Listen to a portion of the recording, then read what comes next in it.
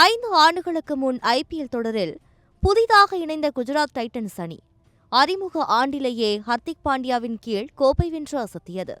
மேலும் 2023ஆம் ஆண்டிலும் 2வது இடத்தை பிடித்து அசத்தியது. இதை பார்த்த மும்பை இந்தியன்ஸ் அணி ரோஹித் சர்மாவை தூக்கிவிட்டு ஹர்திக் பாண்டியாவை பெரும் தொகை கொடுத்து ட்ரேடிங்கில் வாங்கி கேப்டன் ஆக்கியது. இதனால் மும்பை அணிக்குள் ஏகப்பட்ட பட்டாசுகள் வெடித்தன. இதன் விளைவாக சூரியகுமார் யாதவ், ரோஹித் சர்மா, ஜஸ்பிரீத் பும்ரா ஆகியோரிடம் இருந்து ஹர்திக்கிற்கு சரியான ஒத்துழைப்பு கிடைக்கவில்லை. விளைவு பிளே ஆஃப் கூட செல்லாமல் நடப்பு தொடரில் இருந்து மும்பை விலகியிருக்கிறது. இதற்கிடையே ஹர்திக் பாண்டியா கடும் மன உளைச்சலில் இருப்பதாகவும் விரைவில் அவர் மும்பை அணியில் இருந்து விலகலாம் என்றும் புதிய தகவல்கள் வெளியாகியிருக்கின்றன. அத்துடன் புதிய கேப்டனை தேர்வு செய்யும் பொறுப்பை ரோஹித் சர்மாவிடம் அணி நிர்வாகம் ஒப்படைத்திருப்பதாகவும் கூறப்படுகிறது.